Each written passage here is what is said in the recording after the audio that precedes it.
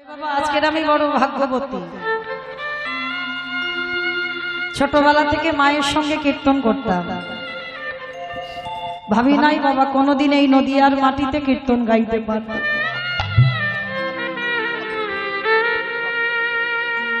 আপনারা বড় ভাগ্যবতী, বড় ভাগ্যবান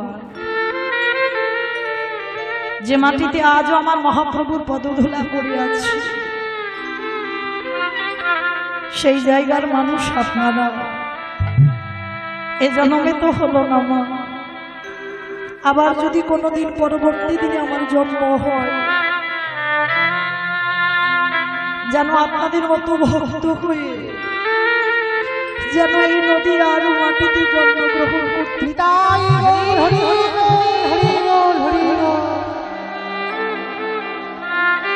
তো কীর্তনের প্রারম্ভে বাবা সবার আগে আমার কমিটি দাদা ভাইদের প্রণাম জানালাম। কেন?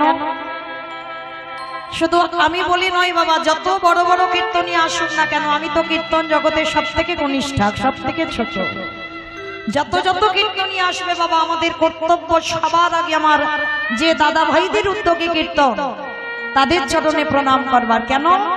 আগে জানতে হবে বাবা এটা কলিযুগ, আর এই কলিযুগে যাগযজ্ঞ নয়, ব্রত পূজা নয়, ধ্যান তপস্যা নয়, হরির নাম হরির নামৈব কেবলম কলৌ নাস্তেব্বা নাস্তেব্বা নাস্তেব্বা গতির অন্যথা।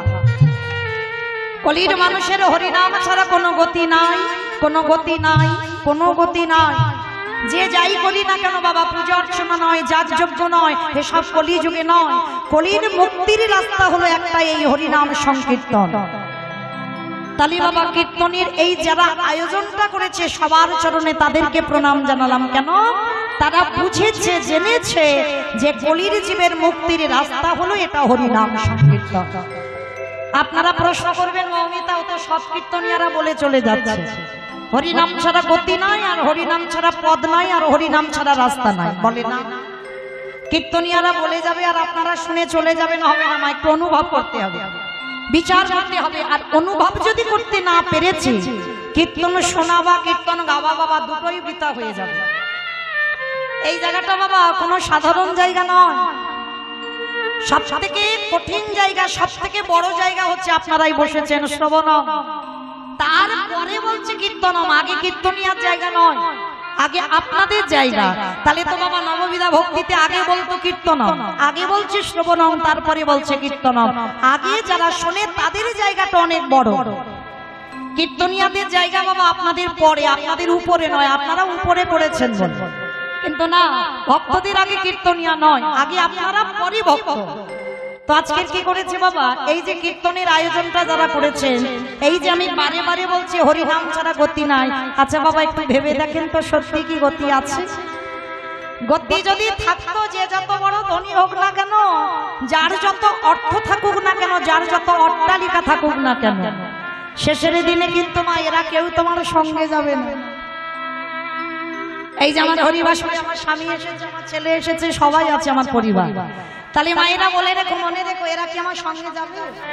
কখনো যাবে না। এই কটা দিনের জন্য অভিনয়, মায়ামোহ সংসারে এসে অভিনয় করতে এসেছি, অভিনয় করে যাচ্ছি। কেউ ছেলে হলো, কেউ স্বামী হলো, কেউ স্ত্রী হলো, আত্মীয় পরিজন, বন্ধু বান্ধব, এক একটা অভিনয় করা হলো। আর যার যখন অভিনয় শেষ, সবাইকে একা ফেলে রেখে, যেমন এসেছিলে একা আর যাবেও তুমি একা। সঙ্গে শুধু তোমার ভজনটা যাবে, সঙ্গে শুধু তোমার কর্মটুকু যাবে, আর কিছু যাবে না। হ্যাঁ, এই যে দেখবেন মা, আর একটা ঘন্টা পর আমার দাদা ভাইরা বাবারা যদি না করেন, আমার মায়েদের দিকে হবে। আর এক ঘন্টা পরে দেখবেন মা, একজনের হয়তো কীর্তন শুনতে ভালো লাগছে, আর একজনের কোমরে এত ব্যথা বসতে পারছে না। দেখবেন হয়তো কাছাকাছি বাড়ি থেকে এসেছে, বলবে ও দিদি চল না দুজনে একসঙ্গে বাড়িতে যাই। করার কিছু নেই, একজনের হয়তো ভালো লাগছে কীর্তন, কিন্তু একজন বেশিক্ষণ বসতে পারছে না। তাহলে আজকে তোমাকে ডাকছে, তুমি চলে যাচ্ছ তার সঙ্গে। আর শেষের দিনে যেদিন ডাক আসবে, একবার ডেকে দেখো তো, ও দিদি। মমিতার কীর্তন শুনতে যেতাম, জলের ঘাটে যেতাম, বাজারে যেতাম, কত গল্প গুজব হতো। চল না দিদি দুজনে একসঙ্গে যাই।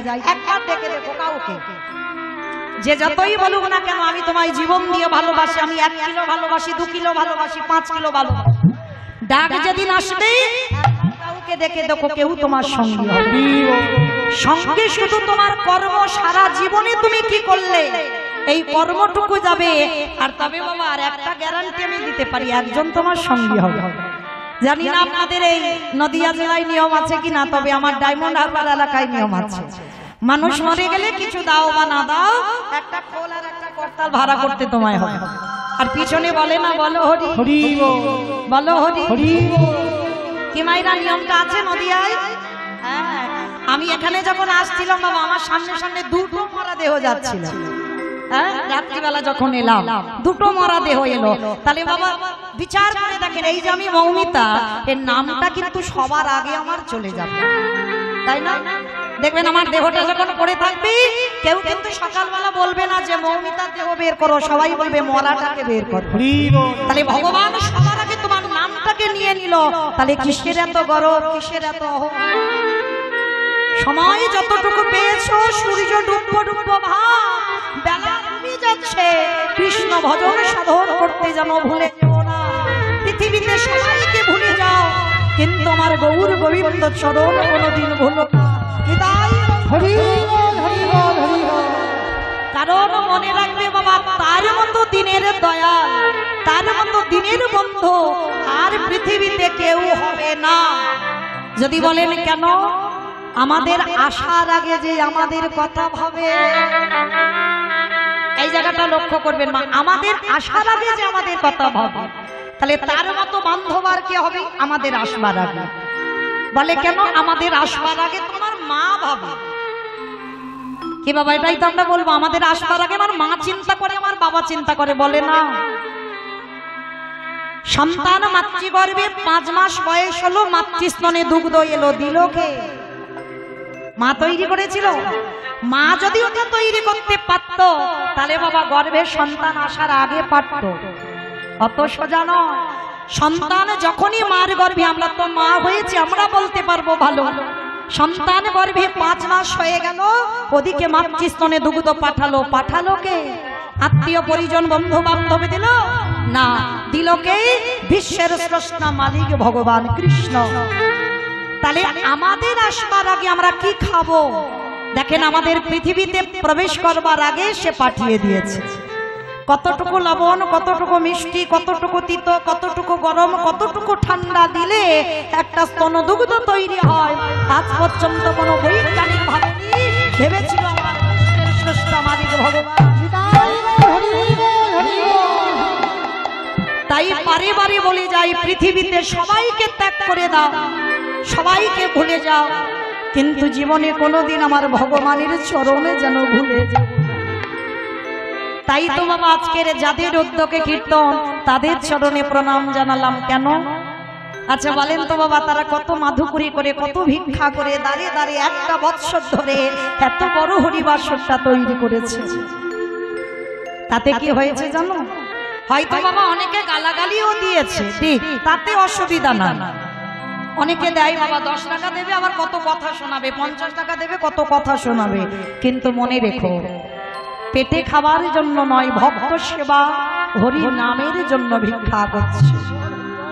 চরণ ধরে বলে যাই মা, দিতে ভালো যদি না লাগে কেউ দিও না, কিন্তু যেমন ভুল করে জীবনে কোনোদিন ভক্ত অঙ্গে আঘাত করো না। হয়তো আপনি পিছনে বললেন, ভক্ত শুনতে পেল না, কিন্তু বাবা ওই যে ছেলেটা দাঁড়িয়ে আছে, ওর চোখে আজ পর্যন্ত কেউ কোনোদিন ফাঁকি দিতে পারেনি।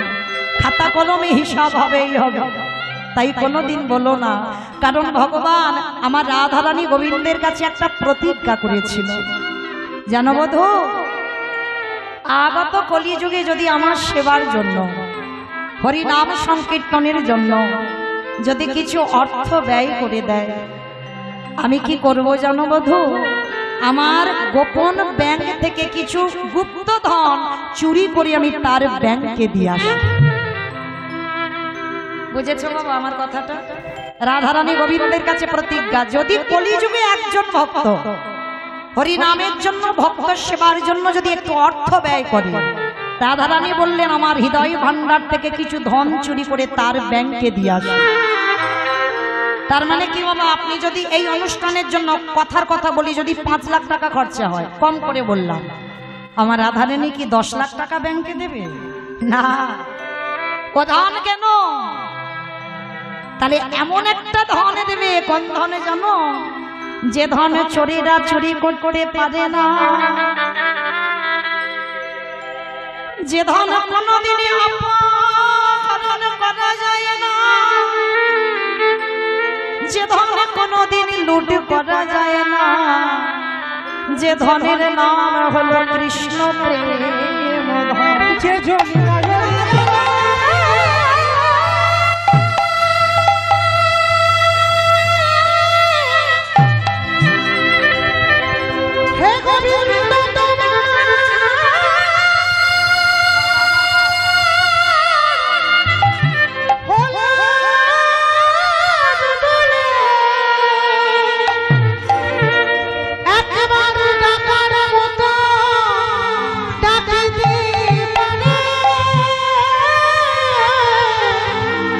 আমার ভগবান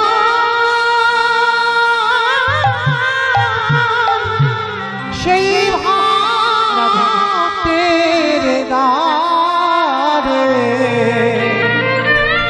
সে তো চিরদিন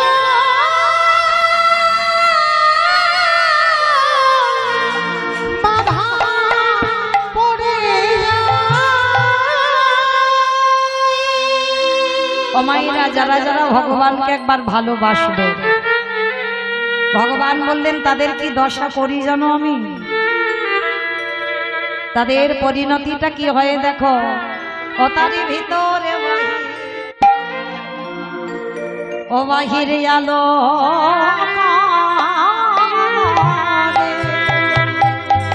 যে জন কৃষ্ণ বলে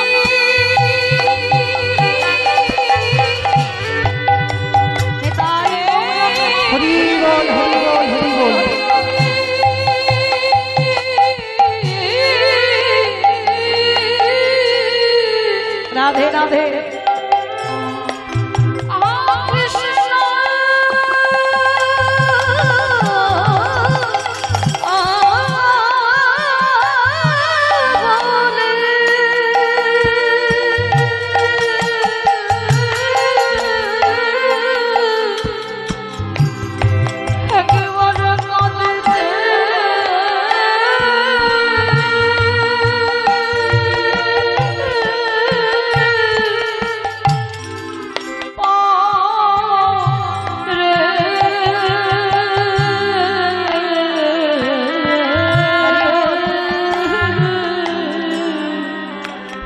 তাদের ভিতর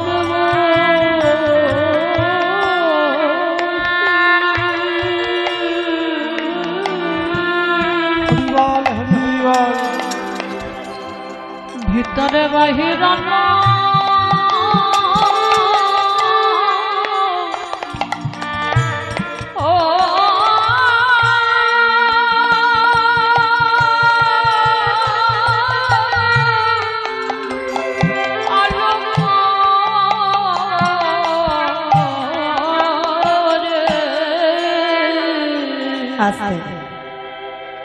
তো চলেন মায়েরা, ভগবানের গুণানুগুণ কীর্তন বলতে গিয়ে অনেক ভুল ত্রুটি হবে। হবে কেন বাবা? অবশ্যই করব।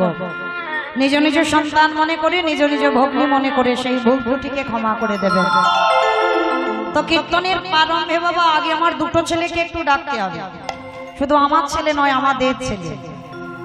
সে যে লীলা গাওয়া হোক না কেন বাবা, আগে দুটো ছেলেকে ডাকতে হবে। কেন? চৈতন্য চরিতামৃত গ্রন্থে কবিরাজ গোস্বামীপাদ লিখেছেন, সংকীর্তন পিতা শ্রীকৃষ্ণ চৈতন্য, সংকীর্তন যজ্ঞে তারি যে ভজে সেই বড় ধন্য। কীর্তনের প্রারম্ভে বাবা যদি আমার নিতাই চাঁদ গৌরচাঁদকে স্মরণ করা না হয়, তাহলে আমার যুগটাকে বড় অপমান করা হয়। কেন? সত্যতে নারায়ণ, ত্রেতাতে রামচন্দ্র, দাপরে কৃষ্ণ, কলিতে হলেন শ্রীকৃষ্ণ চৈতন্য। তাহলে আপনার আমরা কলির মানুষ, আর কলির মানুষ হয়ে বাবা যদি আমার ভগবানকে বাদ দিয়ে সেই নারায়ণকে ডাকি, রামচন্দ্রকে ডাকি, কৃষ্ণকে ডাকি, তাহলে আমার ভগবানকে অপমান করা হবে, আমার যুগটাকে অপমান করা হবে। তা চলে কীর্তনের প্রারম্ভে একটুখানির জন্য আমরা যাবো শ্রীধাম নদিয়া নবদ্বীপ ধাম। আপনাদের তো খুব একটা টাইম লাগবে না, আমার অনেক টাইম লাগবে আসতে, তাই না? তা এসে যখন পড়েছি বাবা, চলেন একটু নবদ্বীপ ধাম থেকে একটু ঘুরে আসি। কি মাইরা সবাই যাবেন তো? সবাই যাবে? বেশ বেশ, সব খাওয়া দাওয়া করে এসেছো তো? ঠিক আছে, চলো একটু নদিয়ার মাঝে নবদ্বীপের মাটিতে একবার দেখবো। ব্রজেন্দ্র নন্দন কৃষ্ণ কলিকালের মাটিতে হয়েছে শ্রীকৃষ্ণ চৈতন্য মহাপ্রভু। তো যেদিন আমার প্রভু নদিয়ার মাটিতে নামলো না, নদিয়ার মানুষরা দর্শন করা মাত্র বাবা বৈষ্ণব মহাজনেরা বৈষ্ণব পদ লিখছেন। আজ নদিয়া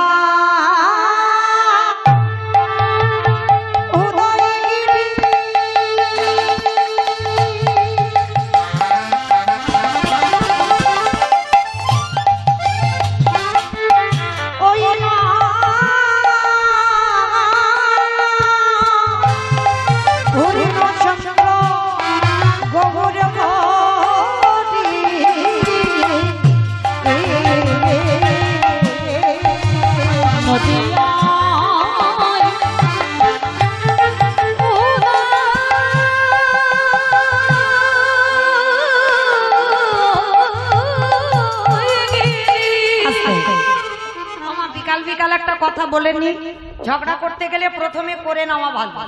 আর মাঝ রাস্তায় যদি ঝগড়া করি মা তাহলে মারামারি বেঁধে যাবে। তাহলে আমি ডায়মন্ড হারবার থেকে মারামারি করতে আসি। একটু কথা বলেনি, এই যে কীর্তন শুনতে গেলে ভগবানের জন্য একটু কাজকর্ম করতে হয়, জানো তো? মানে আমার মতো নাচতে হবে না, গাইতে হবে না, কিছু বলতে হবে না, শুধু কটা ধ্বনি একটু উচ্চারণ করতে হবে। যাদের হাত দুটো আছে প্রেম সে আত্মনিবেদনম, একটু উলুদ ধ্বনি আর শঙ্কর ধ্বনি। কি মায়েরা হাত এসেছে তো? আছে সবার? কই একবার দেখান তো দেখি। নিতাই গৌর প্রেমান, হরি বল হরি বল হরি বল। বাহ, সবার হাত আছে। এবার একটু উলুদ ধ্বনি দাও দেখি একবার প্রেম সে। আজ নদিয়া ও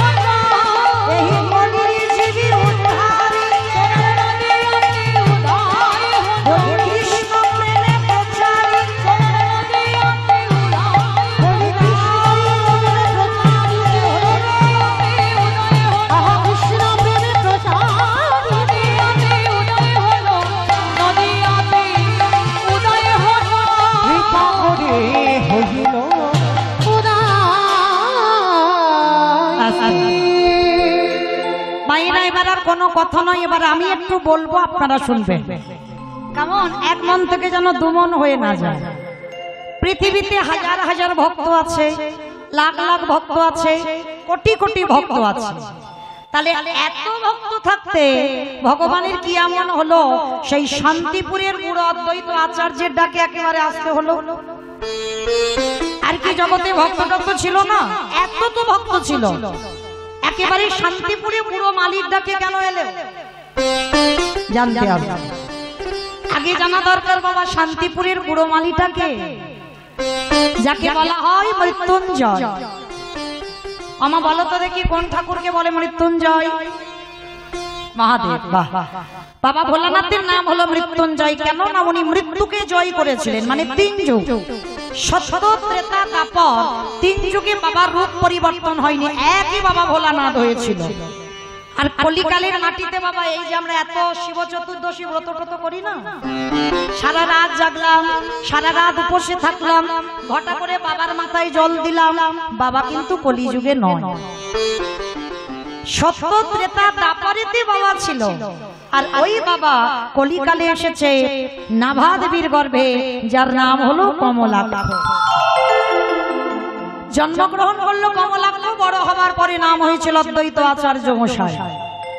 তাহলে মাইরা এখানে প্রত্যেকের কিন্তু মনের ভিতরে একটা প্রশ্ন জাগছে, কীর্তন মানে অনুভব, ভাবতে হবে।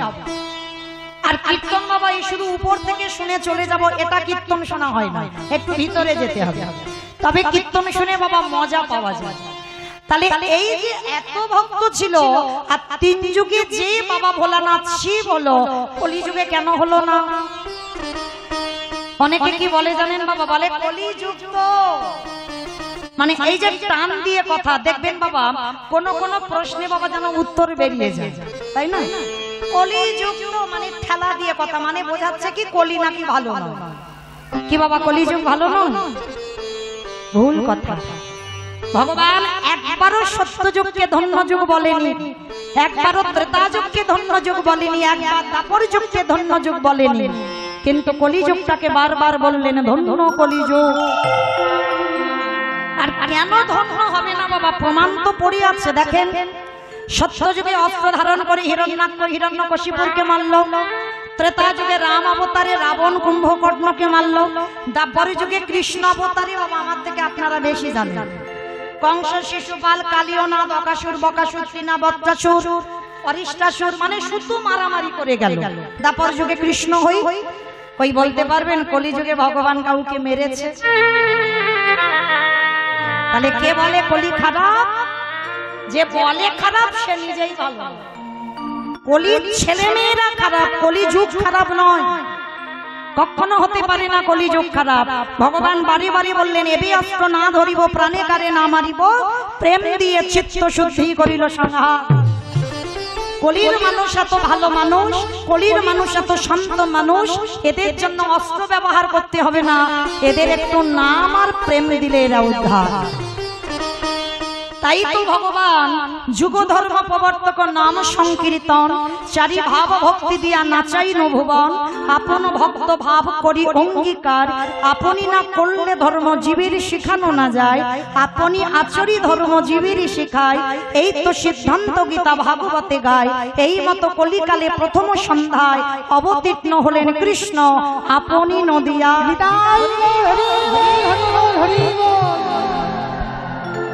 ভগবান এসেছে নিজে ভক্ত ভাব নিয়ে, তাই না? নিজে ভগবান কৃষ্ণ, কিন্তু কৃষ্ণ বলে কাঁদছে, তাই না? মহাপ্রভু কৃষ্ণ বলে কাঁদেনি, রাধা বলে কাঁদেনি। কেন কেঁদেছে? শুধু জীব শিক্ষা। আমি ভগবান হয়ে ভক্তঙ্গ ধারণ করেছি, তোরাও আমাকে দেখে সে। তাহলে বাবা এখানে আমাদের জানার বিষয়, কলি যদি ভালো হলো, তাহলে শিব ঠাকুর কেন এলো না? 3 যুগে এলো, বাবা কলি যুগে কেন এলো না? অপরাধ। শাস্ত্র বলছে বাবা পাপ ছাড়ে না বাপকে।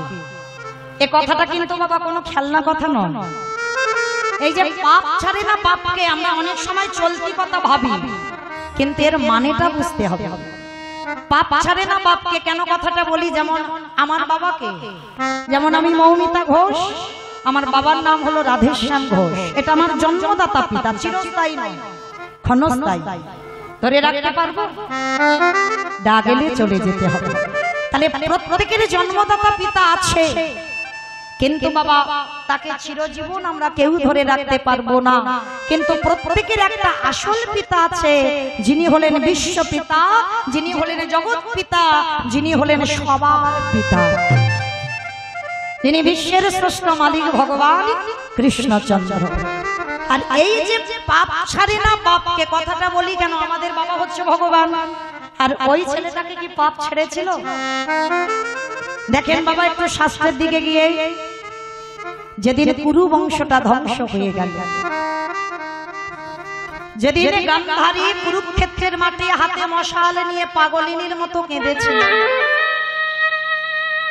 একটা নারী জাতি কুরুক্ষেত্রের মাটি হাহাকার করে কাঁদছে, দুর্যোধনের মুখাগ্নি করবে কেউ নেই। পিছন থেকে একজন এসে গান্ধারীকে ডেকে বলেছিল আমি আছি, মানে দুর্যোধনের মুখে আগুন দেবে, পিছন থেকে একজন ডাক দিয়েছে আমি আছি। কে তুই? আমি তো তোকে দেখতে পাচ্ছি না। বলে অত সোজা নয়, হাজার টিউবলাইট জেলে আমার সামনে দিলে আমায় দেখা যায়, হাজার হ্যারিকেন আমার সামনে জেলে দিলে আমায় দেখা যায় না, হাজার বাল্ব জেলে যদি আমার সামনে ধরো আমারে দেখা যায় না। আমি যদি কাউকে কৃপা করে দেখা দিই তবে সে আমায় দেখতে পায়, নচেত নয়। কে তুই? আমার ছেলের মুখে আগুন দেবে কে? বলে আমি দেব, কিন্তু তুমি আমাকে দেখবার পরে দিতে রাজি হবে না। কে তুই? আমার সামনে আয়। গান্ধারী কাঁদছে, পিছন থেকে ছেলেটা বলে উঠল তোমার সেই নয়ন এখন হয়নি, তবু আমি তোমাকে দেখা দেব। ভগবান কৃষ্ণ সামনে এসে দাঁড়িয়েছে, আর যেই না দাঁড়িয়েছে গান্ধারী চমকে উঠেছে।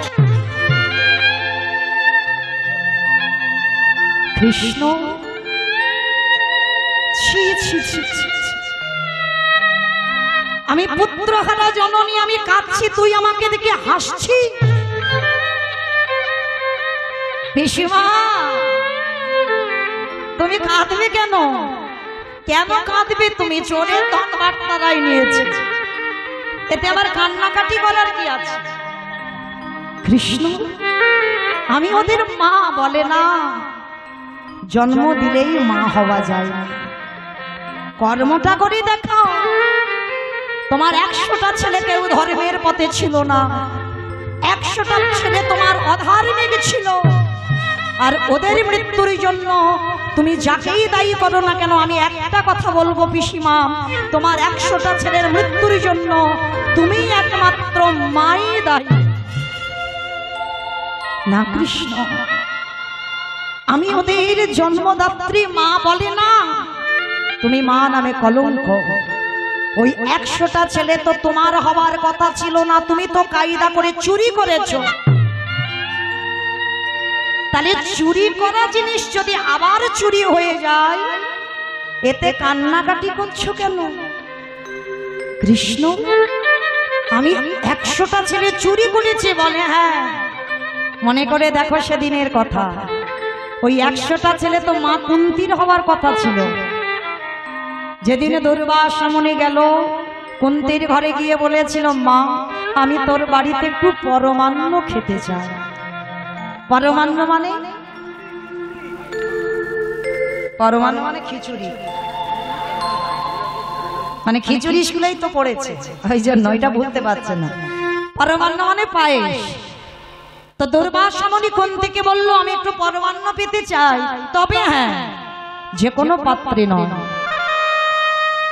100টা সোনার পাত্রে আমায় পরমান্ন দিতে হবে, 100টা সোনার পাত্র। তখনকার দিনের কথা জোগাড় করেছিল বাবা 99টা, অনেক কষ্ট করে কুন্তি বাবা তখনকার দিনের 99টা পাত্র জোগাড় করেছিল। একটা নারী জাতি হয়ে 99টা সোনার পাত্র জোগাড় করেছিল, আর ওই 99টা সোনার পাত্রে পরমান্ন দেবে। একটা পাচ্ছে না, আর একটা পাচ্ছিল না বলে ওই কুন্তি কি করেছিল জানো? এই হৃদয় পাত্রটা পেতে দিয়েছিল। গরম ফুটন্ত পায়েস, ওই পায়েসটা নিজের বক্ষের কাপড় সরিয়ে দিয়ে ওই ফুটন্ত পায়েস বক্ষের উপরে ঢেলে হৃদয় পাত্রেতে নিবেদন করেছিল। দুর্বাসা দেখা মাত্র চমকে উঠেছিল।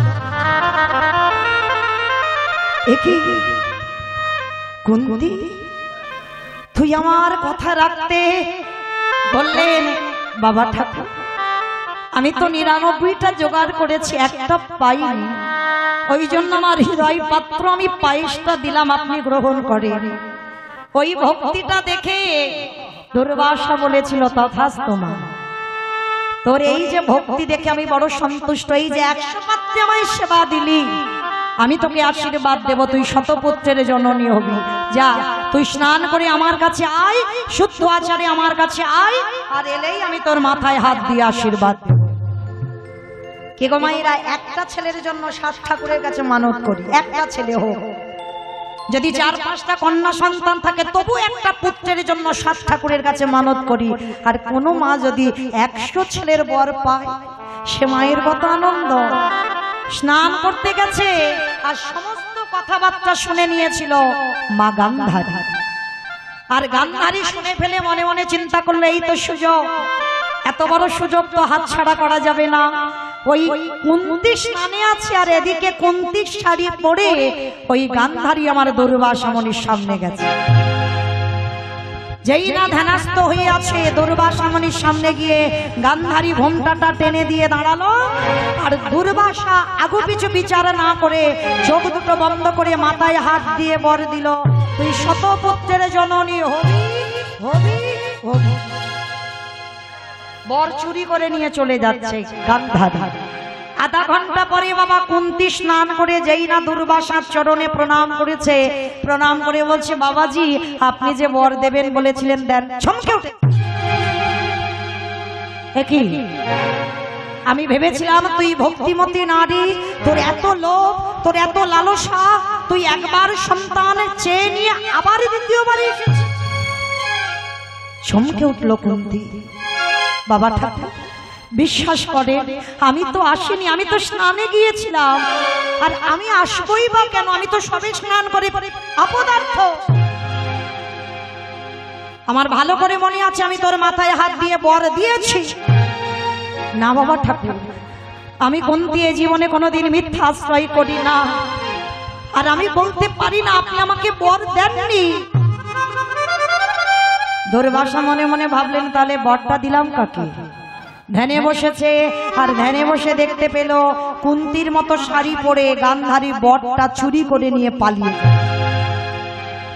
দুর্বাসা বাবা এমনিতে একটু রাগী, শিব ঠাকুরের একটা অংশ সতী অনুসবার সন্তান।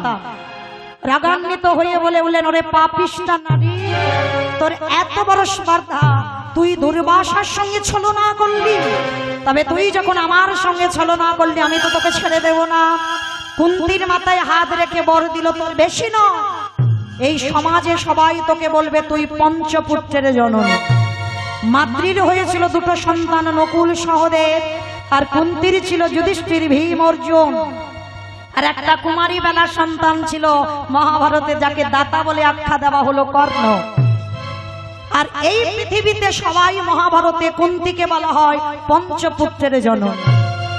তা আশীর্বাদ দিল দুর্বাসা, তোর ওই পঞ্চপুত্রের হাতে ওদের 100টা ছেলে নিধন হবে হবে হবে। কথাটা বলছে কে মৌমিতা? না, কুরুক্ষেত্রের মাঠে দাঁড়িয়ে ভগবান কৃষ্ণ। গান্ধারী পিসিকে বলল, পিসি চোরের ধন বাটপাড়ায় নিয়েছে, অত কান্নাকাটি কিসে? মনে রেখো, অন্যায় যদি তুমি করো তার ফল সুদে আসলে ঠিক সময় মতো তোমার ঘরে পৌঁছে যাবে। তোমার কর্ম যদি ভালো হয় তো ভালো ফল পাবে, আর কর্ম যদি তোমার খারাপ হয় সে মাসুল তোমাকে দিতেই হবে। যখন কৃষ্ণ বলছে, গান্ধারী থাকতে পারলো না, রেগে গিয়ে বলল, কৃষ্ণ শুধু আমি কি একাই অন্যায় করেছি, তুই করিসনি? আমার 100টা ছেলে শুনেছি জন্মসূত্রে সবাই অমৃত সপুত্র হয়, তার জ্ঞান বিবেক বুদ্ধি বৈরাগ্য কিছু থাকে না শিশুকালে। তাহলে আমার 100টা ছেলের মধ্যে তুই 99টা খারাপ করতে পারতিস, পারলি না। আমার একটা ছেলেকে তুই ভালোর পথে এনে দিতে, তাহলে তুই করিসনি। তাহলে এর জন্য আমিও তোকে ছেড়ে দেব না। আমার কুরু বংশ যেমন ধ্বংস হলো, আমি গান্ধারী পিসি তোকে অভিশাপ দিলাম, একদিন না একদিন তোর যদু বংশ ধ্বংস হবে। এই জন্য কথাই বলে পাপ ছাড়ে না বাবাকে। তাহলে আমাদের বাবাকে ছেড়ে দিল না, আর আপনারা আমরা তো তুচ্ছ, আমাদের কি ভগবান ছাড়বে মনে করেছ? ঠিক এই রকম একটা অপরাধ পরম বৈষ্ণব বাবা ভোলানাথ করে ফেলেছিল, যার জন্য বাবা কলিতে আর শিব হতে পারছে না। তাহলে অপরাধটা কি? এই অপরাধের কথা জানতে গেলে বাবা একটুখানির জন্য যেতে হবে মহাভারত। আমার বুঝতে টুঝতে অসুবিধা হচ্ছে না তো? যেখান থেকে গিয়েছিলাম আবার সেখানে ফিরে এলাম। প্রশ্নটা কি ছিল? 3 যুগে শিব হলো, কলিতে শিব হতে পারছে না কেন? অপরাধটা কি? আর এই অপরাধের কথা জানতে গেলে যেতে হবে মহাভারত। মহাভারতে বাবা যুধিষ্ঠির মহারাজ করেছিল রাজস্ব যজ্ঞ। দেখবেন বাবা একটা যজ্ঞ করতে গেলে অনেক লোকজনের দরকার। আমার অর্থ আছে, আমি অর্থ দিয়ে সাহায্য করতে পারবো, কিন্তু এই শ্রম দিয়ে সাহায্য করবার জন্য অনেক ভক্ত সহযোগিতা চাই। যেমন আমার এই দাদা ভাইরা কীর্তন করাচ্ছে, একা একা দ্বারা কি হবে? অনেকের সাহায্য প্রয়োজন, তবে হবে এত বড় হরিনাম যজ্ঞানুষ্ঠান। আজকে রাজস্বী যজ্ঞে ভগবান কৃষ্ণ সবাইকে দায়িত্ব দিয়েছিল। তা যুধিষ্ঠির মহারাজ বলেছিল, কৃষ্ণ কৃষ্ণ তুমি তো সবাইকে দায়িত্ব দিচ্ছ, ও কৃষ্ণ তুমি নিজে কোনো দায়িত্ব নেবে না? কথাটা শুনে বলেছিল, দাদা আমি তো সবাইকে একটা করে কাজ দিয়েছি, আর তুমি কি জানো আমার জন্য তো আমি আলাদা করে 2টো কাজ ফেলে রেখেছি। সে কি? সবাইকে একটা করে কাজ দিয়েছিস, আর তুই তোর নিজের বেলা 2টো কাজ? কি কাজ নিয়েছিস কৃষ্ণ? বলে জানো দাদা, এই যজ্ঞে যত যত সাধুগুরু ব্রাহ্মণ বৈষ্ণব আসবে, এই যজ্ঞে যারা যারা আসবে, আমি কৃষ্ণ হয়ে সবার প্রথমে তাদের চরণ যুগল আগে আমি ধৌত করে, সবার প্রথমে আমার ওই কাজটা নিতে হবে, সবার আমি পা ধোবাবো। যুধিষ্ঠির চমকে উঠেছে, না না কৃষ্ণ, এটা কোনোদিন হতে পারে না, এটা হবার নয়। কেউ জানুক না জানুক, আমি জানি তুই কি আর আমি কে। আর তুই কি না যারা যারা আসবে, কে নিচু জাত কে উঁচু জাত, কোনো জাত বিচার করবি না, সবার পা ধোবাবি। বলে হ্যাঁ দাদা, আমার অনেক দিনের ইচ্ছা, আমি সবার পা ধোবাবো। আমি ছোট বড় বিচার করব না, জাতের ভেদাভেদ আমি করব না, নারী পুরুষের ভেদাভেদ আমি করব না, আমি সবার পা ধোবাবো। আচ্ছা বলেন তো বাবা, এই জায়গাটা একটু বিচার করতে হবে। ভগবান যার একটা ইচ্ছাতে জগৎ লয় প্রলয় হয়ে যায়, যার একটা ইচ্ছা না হলে বাবা জগতের একটা পাতা পর্যন্ত নড়ে না, তিনি যদি মনে করি বাবা একটা সেকেন্ডে পৃথিবীটাকে ধ্বংস করে দিতে পারে, তাহলে সেই ভগবান আজকের পা ধোয়ার দায়িত্বটা কেন নিয়েছে? জীব শিক্ষা, আপনাদের আমাদের শিক্ষা দেবার জন্য। কি শিক্ষা? অমাইরা আগেকার দিনে ছিল, আমার মা ঠাকুমাদের দেখতাম বাড়িতে যদি গুরুজনেরা আসতো, তাড়াতাড়ি করে কাঁসা থালা ঘটিতে করে জল নিয়ে বাবা আগে পা ধোয়ার ব্যবস্থাটা করত। কিন্তু এখন মা আমাদের মতো মেয়েরা যত টিভি সিরিয়াল দেখে বাবা, তাদের মতো আচরণ হয়ে যায়, আমরা আর ওগুলো বিশ্বাস করি না। কিন্তু মা এই হতভাগিনী কীর্তনিয়া আপনাদের চরণ ধরে একটা নিবেদন করে যায়, বাড়িতে যদি কোনোদিন সাধুগুরু বৈষ্ণব আসে, বাড়িতে যদি গুরুদেবও আসে, সবার আগে চেষ্টা করো তাদের দুটো চরণ যুগল একটু ধৌত করে দিতে। যদি সাধুগুরু বৈষ্ণব গুরুদেবী যদি নাও পান, যে যার ঘরের বাবা মা তো আছে, যে যার ঘরের শ্বশুর শাশুড়ি তো আছে, চেষ্টা করবেন যে যার ঘরের বাবা মা শ্বশুর শাশুড়ি যদি থাকে, মাগো একটু আগলে ধরে রাখতে।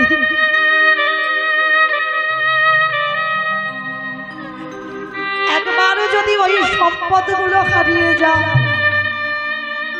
সারা জীবন কাঁদলেও আর কোনোদিন ফিরে আসবে না। তাই যাদের আছে বাবা একটু যত্ন করে আগলে রেখে দিও, যেন তোমাদের কাছ থেকে হারিয়ে না যায়। আর একবারে যারা হারিয়েছে বাবা তারা এর মর্ম বোঝে। ভাগবতে ভগবান কৃষ্ণ সুদামাকে বলেছিল, সুদামা এই পৃথিবীতে সব থেকে বড় গুরু যদি হতে হয় যে যার ঘরের বাবা মা, তারপরে গুরু হলো শিক্ষা গুরু, দীক্ষা গুরু, তারপরে গুরু হলাম আমি ভগবান। কই ভগবান তো একবারও বলেনি সবার বড় গুরু হলাম আমি ভগবান, একবারও বলেনি সবার গুরু বড় হলো পিতা মাতা। আর ওই দুটো চরণ ওমা আমি বলে যাচ্ছি না যে রোজ রোজ ধোয়া, বৎসরে একটা দিন দেখে, একটা ভালো দিন দেখে, শুভ দিন দেখে যে যার ঘরের বাবা মা শ্বশুর শাশুড়ি যদি থাকে একসঙ্গে চরণ যুগল ধৌত করে দিয়ে, হাজার তীর্থের দরকার হবে না, ওই পিতা মাতার চরণ ধৌত করে যা সম্পদ পেয়ে যাবে। কৃষ্ণ তো এই জন্য জগৎ শিক্ষা দেওয়ার জন্য বাবা আজকের পা ধোয়ার ব্যবস্থাটা করেছে। শুধু পা ধোয়ালো না, ওর ভিতরে আরো একটা কাজ করেছি। যারা যারা প্রসাদ পেয়েছিল বাবা, ওই উচ্ছিষ্ট থালাগুলো আমার কৃষ্ণ নিজের হাতে তুলে নর্দমায় ফেলেছে। শুধু নর্দমায় ফেললো না, ওই উচ্ছিষ্ট পাতা থেকে একটু করে উচ্ছিষ্ট নিয়ে কৃষ্ণ আমার সারা গায়ে মাখছে।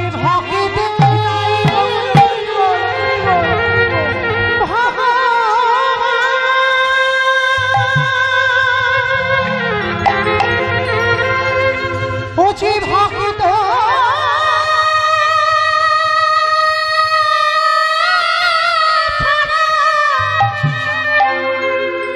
ভক্ত ছাড়া কিছু জানে না,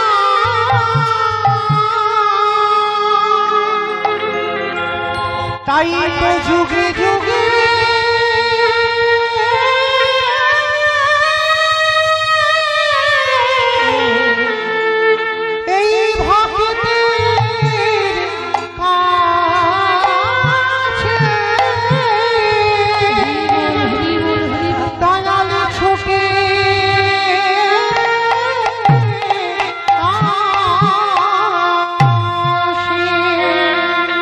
আমি ভক্ত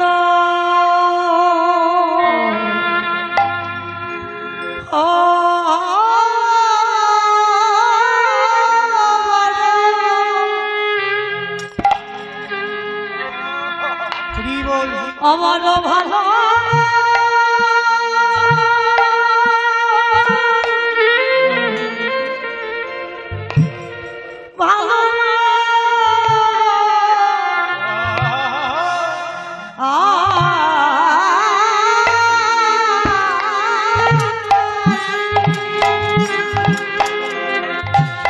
আমি ভক্ত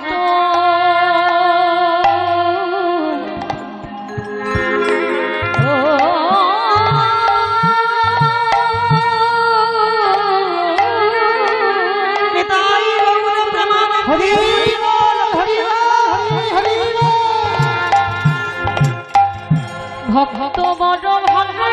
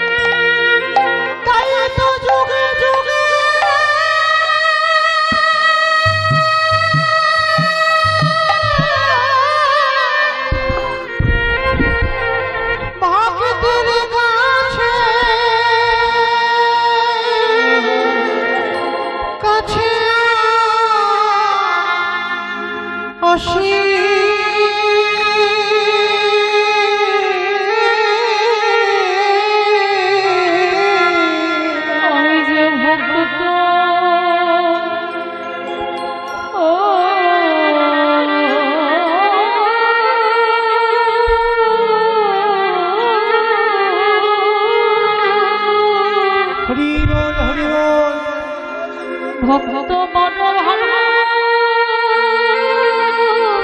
নেতাই গৌর প্রেমানন্দে হরি বল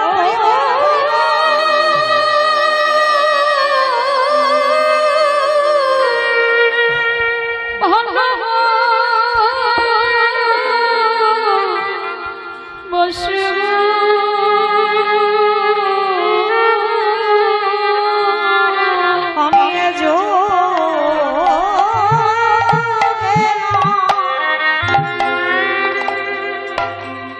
প্রতি যুগে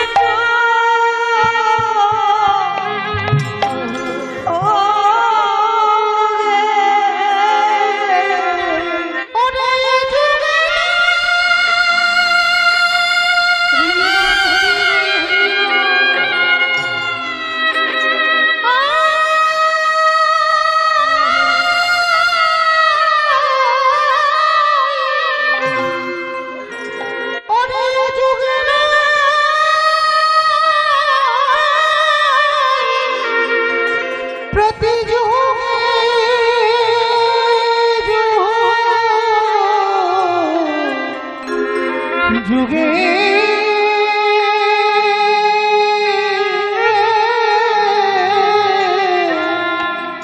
আমি ভক্ত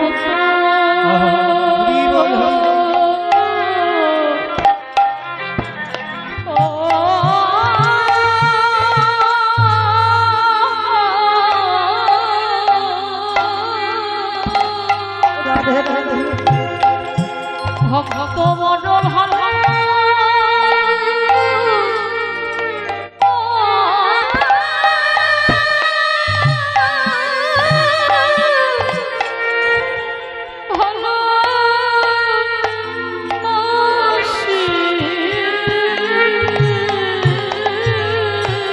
যুধিষ্ঠির বলল কৃষ্ণ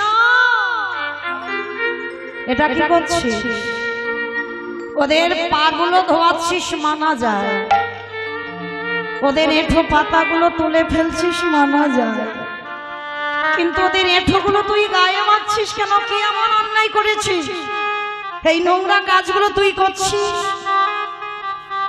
ভগবান বলেছিল জানো দাদা হে তো আমার কর্মফল গো সে কি তোমরা আমার কর্মফল খারাপ হয় কৃষ্ণ বলে হয় না দাদা আমি সিংহাসনে বসে সবার বিচার করি কি বাবা যে সিংহাসনে বসে যে বিচারক হয় তার বিচার করবে কে ভগবান বললেন আমার বিচার কাউকে করতে লাগে না আমার বিচার আমি নিজে নিজেই করে দিই আচ্ছা কৃষ্ণ তুই যে বলছিস তুই পাপ করেছিস অন্যায় করেছিস কি এমন পাপ কি এমন অপরাধ বলে দাদা আমি নিজের হাতে একটা মণিপুত্রকে হত্যা করেছি মণিপুত্রটাকে বলে জানো দাদা সেটা এই দাপরেতে নয় ত্রেতাতে বিশ্ব সবার মনির ছেলে যার নাম ছিল রাবণ রাজা আর রাবণ রাজাকে মেরে আমি যেদিন রঘুপতি রামচন্দ্র হয়েছিলাম সেই দিন আমার সর্বশরীরটা পাপী হয়ে গেল রাম অবতারে রাবণকে মেরে তোর অপরাধ হয়েছে এটা কি করে সম্ভব বলে দাদা সবাই জগৎ সংসারে বলে রাবণ খারাপ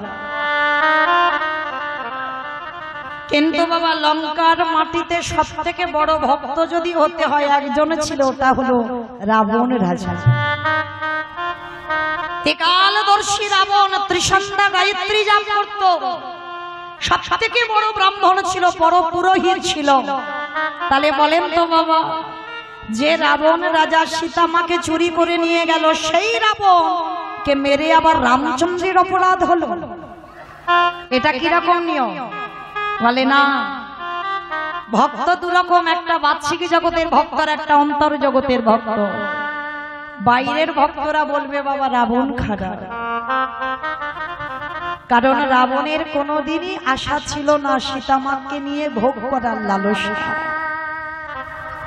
কারণ যে রাবণ রাজার 10,000 স্ত্রী ছিল আর 10,000 স্ত্রী যার ছিল তার কি লঙ্কার মাটিতে বাবা একটা ঘর ফাঁকা পড়েছিল না বোঝা যাচ্ছে যে রাবণের 10,000 বউ, তার কি একটা ঘর ফাঁকা ছিল না যে সীতামাকে চুরি করে নিয়ে তার ঘরের ভিতরে রেখে দেবে?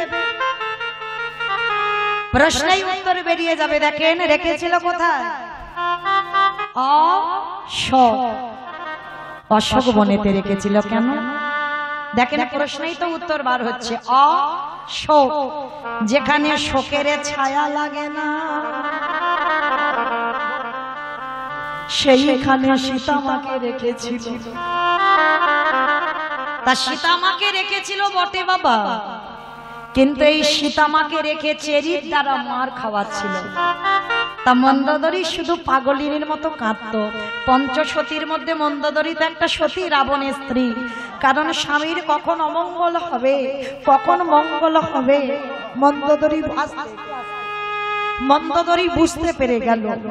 আর যখন পাগলিনীর মতো কাঁদছে, রাবণ একদিন গিয়ে প্রশ্ন করেছিল, মন্দোদরী কাঁদো কেন, কাঁদছো কেন? বলে কাঁদবো না, কাঁদতে তো আমার অবশ্যই হবে, কারণ তুমি ভগবানের বউ চুরি করেছো। কথা বলতে বলতে বাবা সীতামাকে একবার মা বলে ফেলে দিয়েছে। আর যেই সীতামাকে মা বলেছে, মন্দোদরী প্রশ্ন করলো, স্বামী তুমি সীতামাকে মা বলছো? বলে সীতা তোমার মা।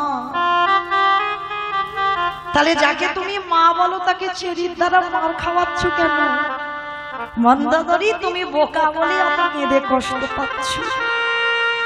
আমি তোমার মতো বোকা নয় যেখানে সেখানে জল নষ্ট করি না। আমি আমার চোখের জল আটকে রেখে দিয়েছি। কেন জানো?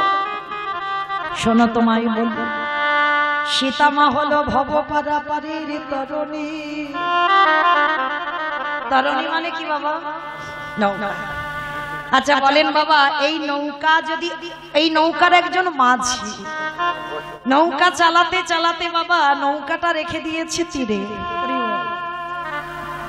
নৌকাটা তীরে রেখে দিয়ে বাবা কোথাও খেতে যাক বা ঘুরতে যাক, কোথাও বেড়াতে যাক, আর যদি কেউ বাবা পাথরের টুকরো নিয়ে ওই নৌকার গায়ে আঘাত করে, মাঝির গানে যদি একবার চলে যায়, মাঝি ছুটে দেখতে আসবে না তার নৌকা থেকে মারছে দেখি।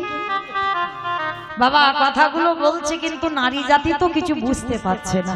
মানে স্বামী তুমি একটু পরিষ্কার করে খুলে বলো না, কিছু বোঝা যাচ্ছে না। মন্দোদরী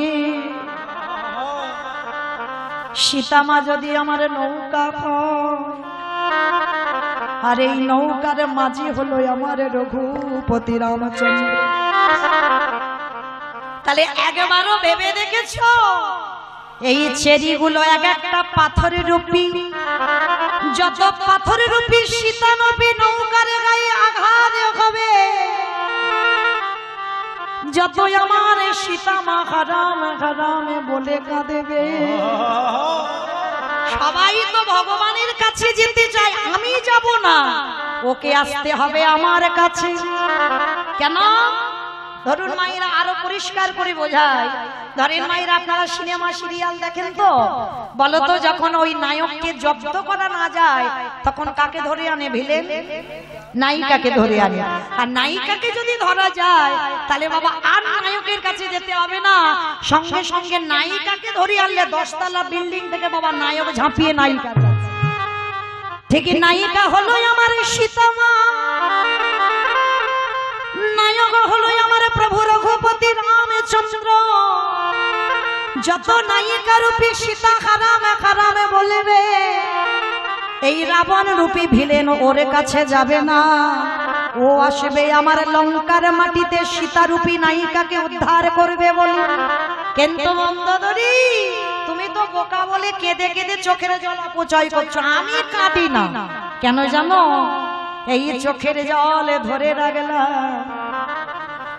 যেদিন আমার প্রভু এই লঙ্কার মাটিতে চরণ দেবে, সেদিনে যদি আমার রাজ্যে সবে জল শুকায় যাবে, হয়তো কোথাও জল নেই, খাল বিল নদী নালা সব শুকনো, তাহলে বলো বলো মন্দোদরী আমার প্রভু যেদিন আসবে তুমি তার চরণ যুগল ধোবাবে কি দিয়ে? এখন তো চোখের জল নষ্ট করে দিচ্ছ, সেদিন চেষ্টা করলেও পাবে না, তাহলে জল পাবে কোথায়? আমি কাঁদি না কেন জানো? যেদিন আমার প্রভু লঙ্কায় চরণ দেবে, লঙ্কায় চরণ দেবে, সেদিন তোমার এই হতভাগ্য স্বামী কি করিবে জানো? যেদিনই আমার প্রভু এই লঙ্কায় চরণ দেবে, আমি তোমার চরণ ছুঁয়ে বলে রাখলাম আমার চোখের জলে চরণ। হরি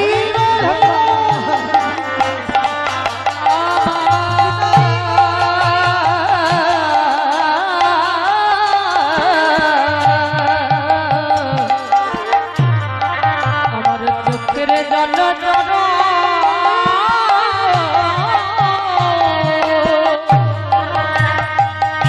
চরণ ধোয়া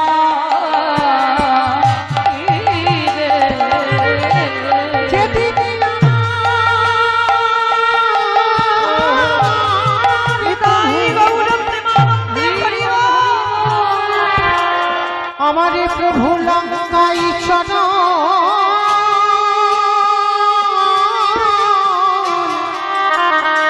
চরণে দেবে,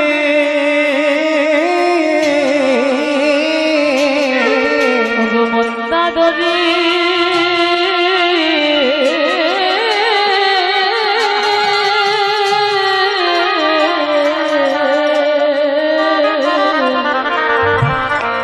আমার চোখের জল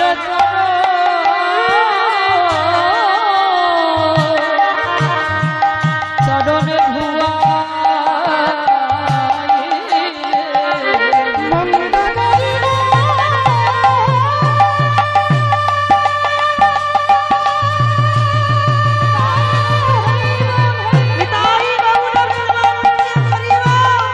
তুমি তো জানো না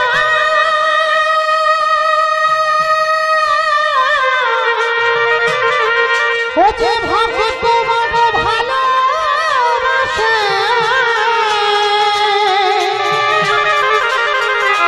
ও যে ভক্ত ছাড়া রইতে না রে, ও যে দিদি আমার লঙ্কা চরণ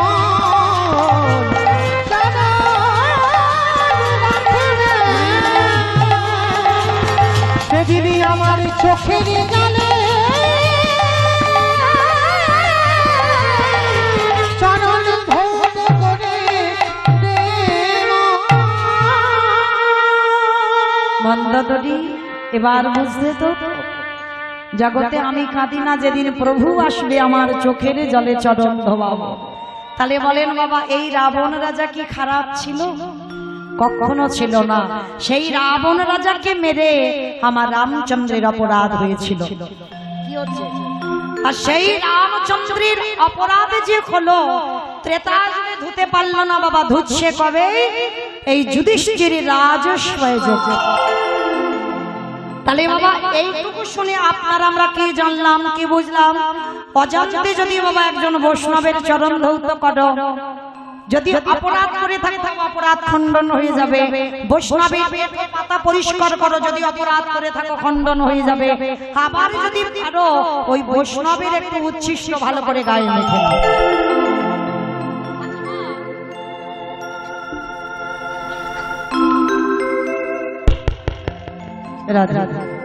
আচ্ছা মায়েরা বলেন তো দেখি, কারণ পা ধোয়াতে গেলে কি করে ধোয়াবে? কি করে ধোয়াবে? হাত পা বেঁধে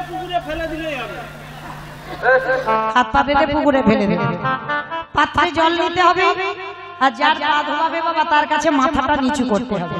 আর মাথাটা নিচু না করলে বাবা চরণ ধোয়ানো যাবে কি? যাবে না। বিশ্বের শ্রেষ্ঠ মালিক ভগবান আজকে কি করেছে বাবা? একেবারে প্রথম দরজায় দাঁড়িয়ে আছে অগ্নিদেব, পবনদেব, বরুণদেব, ইন্দ্র, ইন্দ্রাণী, ব্রহ্মা, সাবিত্রী, শিব, দুর্গা সব পরপর লাইন দিয়ে দাঁড়িয়ে আছে। আর এমন সময় কৃষ্ণ পা ধোয়াই আর যজ্ঞের ভিতরে প্রবেশ করা। এমন সময় জগৎ জননী মা দুর্গা বাবা ভোলানাথকে ডাকছে, প্রাণনাথ, ও প্রাণনাথ। আর দেরি নয়, নাও তুমি একটু তাড়াতাড়ি গুছিয়ে নাও, আর গুছিয়ে নিয়ে তাড়াতাড়ি চলো, আমাদের যেতে হবে কৃষ্ণ পা ধোয়াবে, যজ্ঞের ভিতরে যাব। তা বাবা ভোলানাথ বলছে, পার্বতী তোমার কি মাথা খারাপ? কৃষ্ণ পা ধোয়াবে আর আমরা পা দুটো বাড়িয়ে দেব? এই জগতে বাবা সব থেকে বড় বৈষ্ণব হলেন বাবা ভোলানাথ। তা যেই না বলেছে পার্বতী তুমি লাইনে দাঁড়াও, কৃষ্ণ আমার পা ধোয়াতে পারবে না। আর যেই না কথাটা বলা, পার্বতীকে দাঁড় করিয়ে রেখে বাবা ভোলানাথ লাইন থেকে বেলাইনে চলে গেছে। আর আড়ালে গিয়ে চুপি চুপি আমার বাবা ভোলানাথ একটা কুকুর হয়ে গেছে। কেন কুকুর হলো প্রভু ভক্ত বাবা, যার জন্য জগতে কোনো রূপ ধরলো না, কুকুর রূপটা ধারণ করি গুটি গুটি পায়ে কৃষ্ণের চোখে ধুলো দেবে বলে আসছে। মানে কৃষ্ণ একটু অন্যমনস্ক হবে আর ওর পায়ের তলা থেকে ঢুকে যাবো রাজস্বই যজ্ঞে। তা কৃষ্ণ নিচে হয়ে পা ধোয়াচ্ছে আর বাবা ভোলানাথ ওই কুকুর রূপটা ধারণ করে পিছন থেকে এসে বাবা সবে পায়ের ফাঁক দিয়ে মাথাটাকে, আর যেই না মাথাটা দেওয়া সঙ্গে সঙ্গে দুটো হাঁটু নিয়ে কৃষ্ণ একেবারে ভোলানাথের কানের কাছে চেপে দিয়ে, আর যেই না চেপে দিয়েছে বাবা, কুকুরের স্বভাব কি কেউ কেউ করবে না, বারবার বলছে কৃষ্ণ ছেড়ে দে, কৃষ্ণ ছেড়ে দে, কৃষ্ণ ছেড়ে, বলে ছাড়বো বলে ধরি না। হে বৈষ্ণব ওহে বৈষ্ণব গোসাই,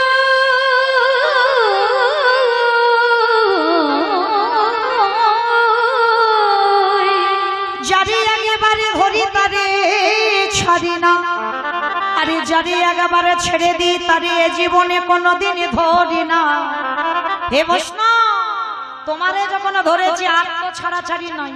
এইবার দেখো কি হয়, এইবার বাবা মোটা দড়ি নিয়ে কুকুরটাকে বেশ করে বেঁধেছে, আর সবাই তো দেখছে ভগবান একটা কুকুর বাঁধছে, ও যে কে ওটা কৃষ্ণ জানে আর কুকুরটা জানে। এইবার মোটা দড়ি নিয়ে কুকুরটা বেঁধেছে, বাঁধলে কি হবে বাবা, কুকুরের চারটে পা ছটফট করে যাচ্ছে, বলে এবারে পায়ের ব্যবস্থা করতে হবে। মোটা দড়ি নিয়ে বাবা কুকুরের চারটে পা বেঁধে, আর যেই না কুকুরের চারটে পা বেঁধে দিয়েছে আর কুকুর কিছু করতে পারবে? শুধু নয়ন জলে কাঁদে আর বলে কৃষ্ণ আমায় ক্ষমা করে দে, আমি বড় অপরাধের অপরাধী, আমি বড় অপরাধী অপরাধী, কৃষ্ণ রে ওরে কৃষ্ণ রে,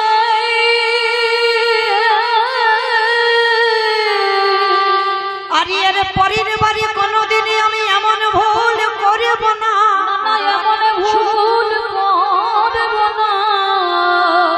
একটা কথা নয়, চুপ, একটা কথা বলবে না। এইবার বাবা সবার পা তো ঘটিতে করে ধুইয়েছে, আর ওই কুকুরের বেলা কি করছে জানো, কুকুরের চারটে চরণ এক জায়গায় বেঁধে খালে বেলে নদী নালা পুকুরে ঘাটের জলে ন, কৃষ্ণ দয়াময় কুকুরের চারটে চরণ বুকে ধরে বাদশিক জগতের কোনো জল নয়, কৃষ্ণ দয়াময় আমার কি করে জানো, আজ চোখের জলে চরণ চরণ ধোয়া ধোয়াইছে, বলি আই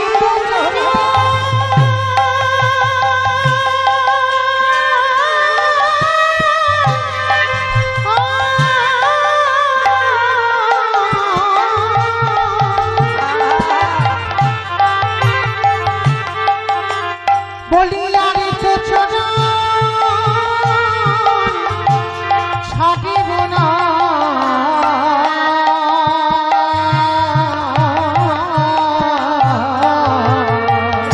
আজ চোখের জলে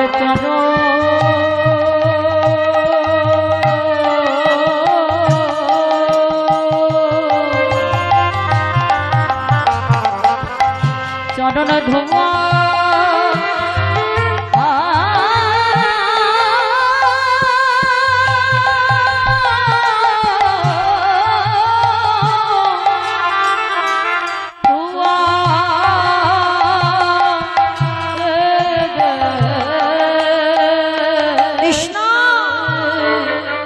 ভোলানাথই বলল কৃষ্ণ রে, এই রাজস্বই যজ্ঞে যে অপরাধ করে গেলাম, এই যে অপরাধ করে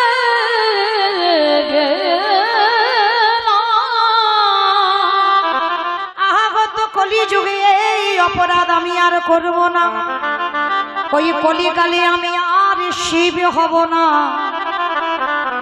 মায়েরা যেখান থেকে গিয়েছিলাম আবার সেখানে ফিরলাম। প্রশ্নটা কি ছিল? কলিকালে কেন শিব হলো না? প্রতিজ্ঞা করলো রাজস্বাই যজ্ঞে বাবা ভোলানা কৃষ্ণ, আগত কলিকালে আমি আর শিব নয়, তুই আমার কৃষ্ণ নয়, তুই হবি নদী আর নিমাইচা, আর আমি শান্তিপুরে বুড়ো মালিক হয়ে যাব। আমি 12 বৎসর তুলসী ভাষায় তোকে আহ্বান করব, কথা দিয়ে যা, কারোর ডাকে তুই নামবি না, আমার ডাকে তুই ধরাই নামবি। আর যেদিনে তুই নদী আর মাটিতে নামবি, আমি শান্তিপুরে থেকে তোর সঙ্গে দেখা করতে যাব।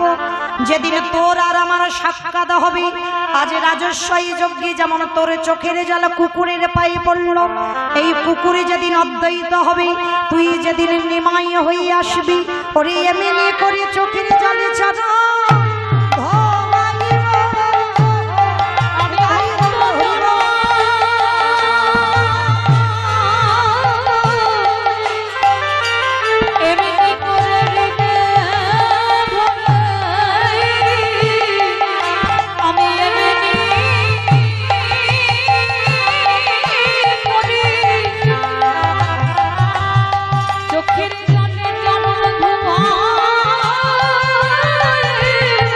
বলি আরে তো চরণ ছাড়িব না হে,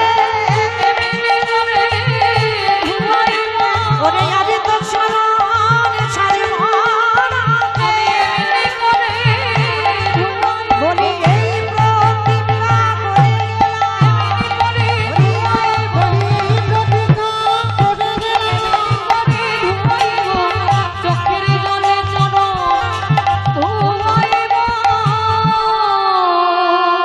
যার জন্য কলিকালে আর বাবা শিব হয়ে এলো না, অদ্বৈত আচার্য হয়ে এসেছে। আর এসে কি করছে জানো? আমার চৈতন্য মহাপ্রভুকে ডাকলে, আর চৈতন্য মহাপ্রভু কি করছে? কেহ বলে পুরবিতে রাবণ বধিলা, আস্তে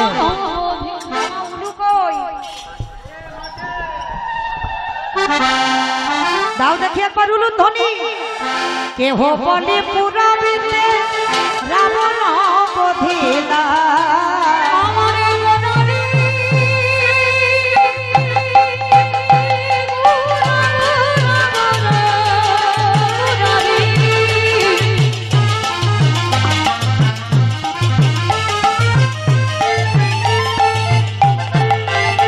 নিতাই আমার হরি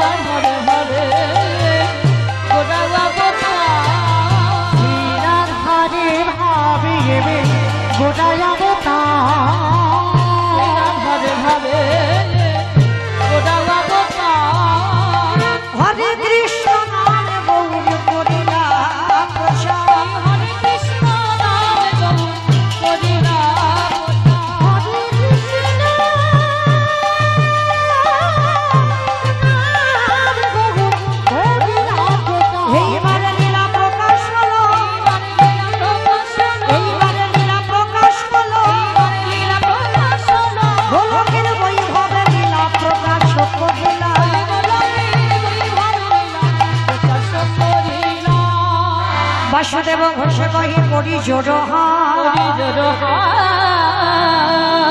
আজ যে গো সেই কৃষ্ণ সেই তো জগন্নাথ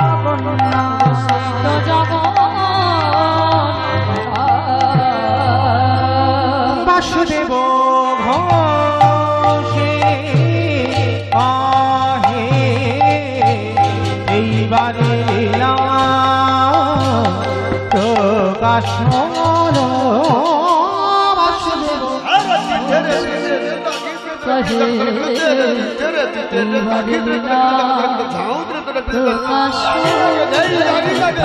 বাসুদেব ঘোষে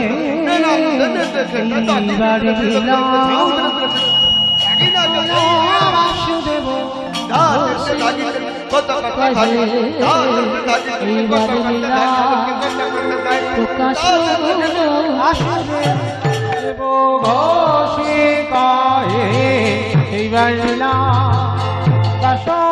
তাই গৌর প্রেমানন্দে হরি বল হরি বল হরি বল